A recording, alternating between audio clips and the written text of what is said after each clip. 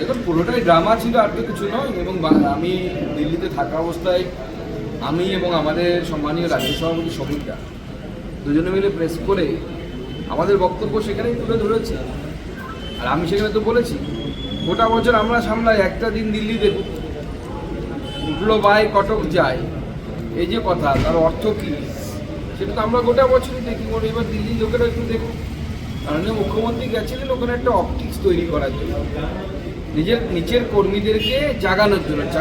বেশিরভাগ তৃণমূল কর্মীরা হচ্ছে অশিক্ষিত মূর্খ, তারা কিছুই বোঝে না, কোর্ট কাচারি আইন কিছুই বোঝে না। ওখানে গিয়ে দেখেছে দিদি হাত জোর করে মাইল আউট করে কিছু এটা বলেছে ইংরেজিতে, যে ভুল ইংরেজি, খারাপ ঠিক ইংরেজিতে তো আমি যাচ্ছি না, ইংরেজি ঠিক বলতে হবে, কোনো মাথার দিব্যি কেউ দেয়নি।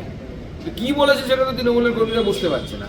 এবং তার পরিপ্রেক্ষিতে মহামান্য সুপ্রিম কোর্টের বিচারপতিগণ বা আমাদের প্রধান বিচারপতি কি বলেছেন, যে আপনার উকিল অমুকবাবু আছেন, অ্যাডভোকেট অমুকবাবু আছেন, তিনি যথেষ্ট পারদর্শী, আমরা তার কথাই শুনব।